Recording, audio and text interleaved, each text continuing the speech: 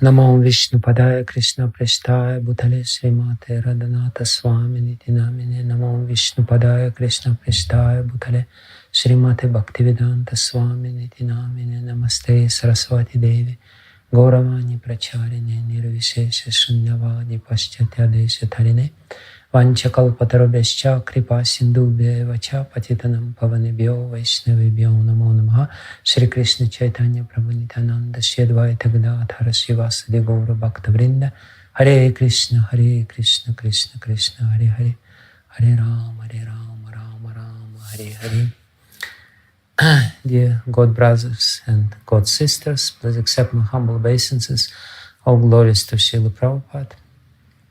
I'm very happy that I have a chance to speak in front of you on this day of Vyasa Puja of Srila Radhanath Maharaj. Not only ordinary Vyasa Puja, but very special Vyasa Puja, 70th anniversary Vyasa Puja.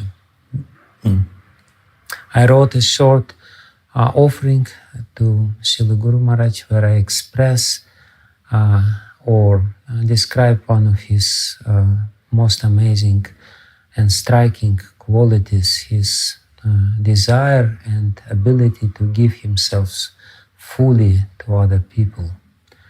I've seen it again and again and again how he, by meeting other people, is totally, completely giving himself to this person, whether this person is a newcomer or, complete stranger, or his disciple, or his god brother, or anyone else. So I will not do any introduction any further. I will just read what I have written in this little offering. Dear Guru Maharaj, please accept my most respectful obeisances at the dust of your lotus feet. All glories to Srila Prabhupada, all glories to you. On this day of your Vyasa Puja, I want to express my deepest gratitude for your causeless and graceful appearance in my life.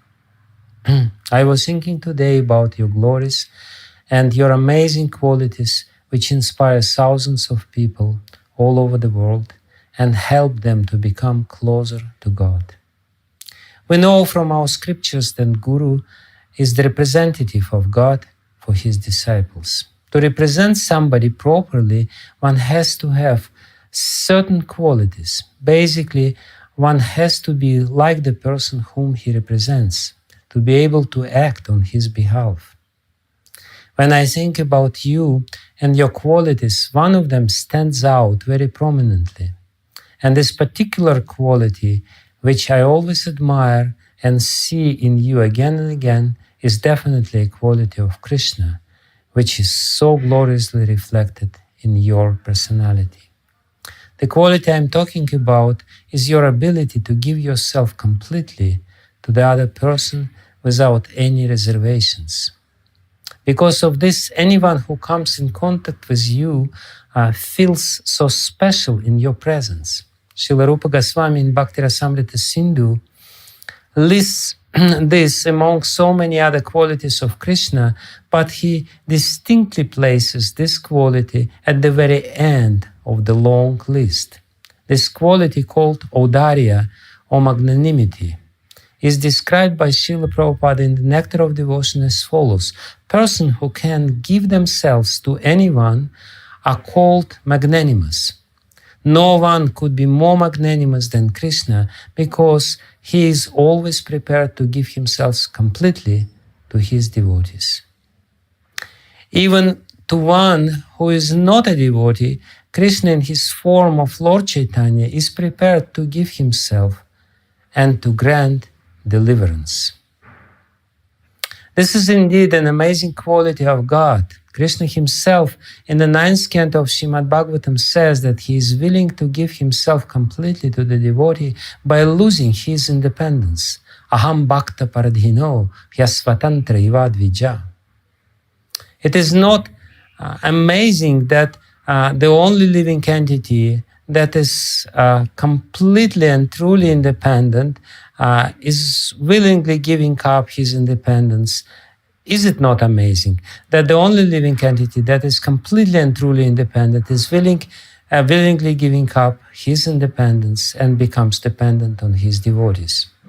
But when this quality is reflected in a human being who is by nature selfish and very cautious in his dealings with others, it becomes even more amazing. This quality creates a lasting impression on the heart of anyone who comes in touch with such a human being. One can say that God is Purna, always complete and perfect, and even if he gives himself completely to somebody, he still remains Purna, complete. So what is so great about him giving himself? But the human being are not like this. Usually, when we have to deal with someone, we keep certain distance from this person because we want to protect ourselves from the intrusion. But I myself witnessed again and again how you come so close to another person that this person can't help by opened, usually tightly locked door of his heart to let you in. When I read your narration about your encounter with Dorothy, a simple housewife, in one of the airports in America, I was very moved by this story. It is clear that Lord Krishna himself sent you to the life of this lady in the most critical moment. After just a short conversation with her, her whole attitude towards life turned around 180 degrees.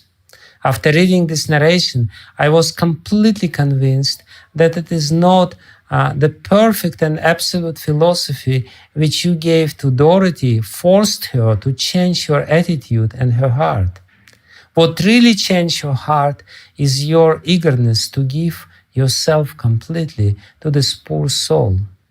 Just a moment before, she felt dejected, betrayed, abandoned, and because of this, she was hysterical. But Lord Krishna used you as his perfect instrument and showed to her that she is loved. Through your readiness to help her, she felt the direct intervention of God in her life. In this way, you became the representative of God even to this lady, who will probably never meet you again. I observe you in different situations, dealing with completely different people, devotees and non-devotees, so-called important people and not so important.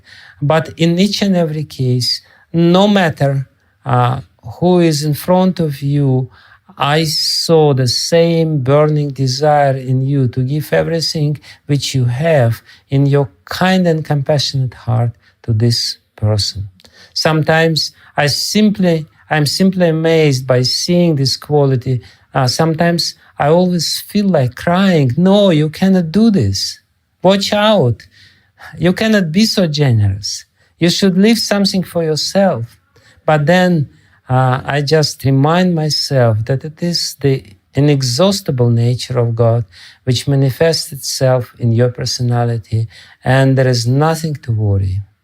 While editing the Russian translation of your book Journey Home, I stumbled upon the description which explained to me the source of this quality of yours. You write there that about your first meeting with Srila Prabhupada, and there you describe his lecture on Cross Maidan. In a voice brimming with compassion, he pleaded with the audience to take this message seriously. And a few sentences later, you write about him, I felt a wave of affection pouring out from him. Ultimately, this is what we all are looking for. Everyone is looking for the selfless love, and because of the absence of this selfless love, we are dying in the desert of this material world.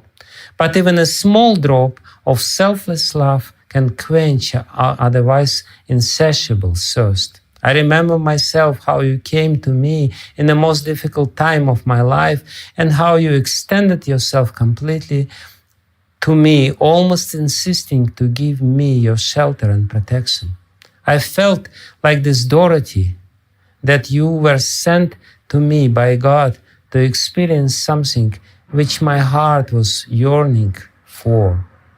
And the terrible crisis in my life was but a small price for this priceless gift of God.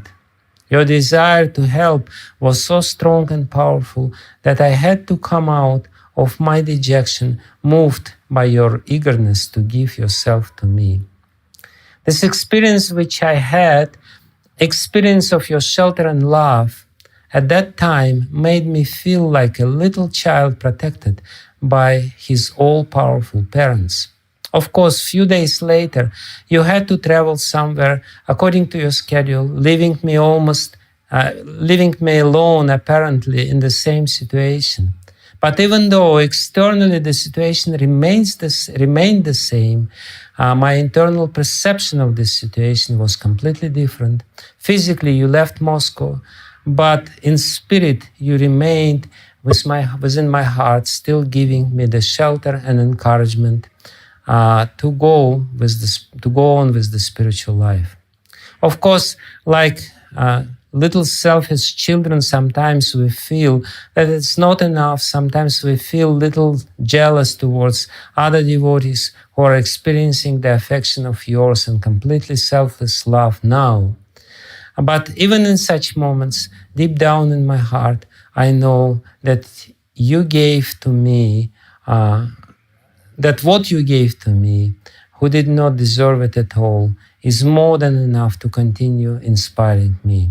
I know very well that even a single moment of this presence experience is enough to create the lasting feeling security within my heart and encourage me to give the semblance of the same experience to others. In this glorious day, I want to thank Lord Krishna for bringing you to my life and for giving me this unforgettable experience. I will remain eternally grateful to the Lord and eternally grateful to you, who are the true representative of the Lord in my otherwise dark and worthless life. Thank you very much, your servant, Bhakti Vijnana Goswami. Hare Krishna.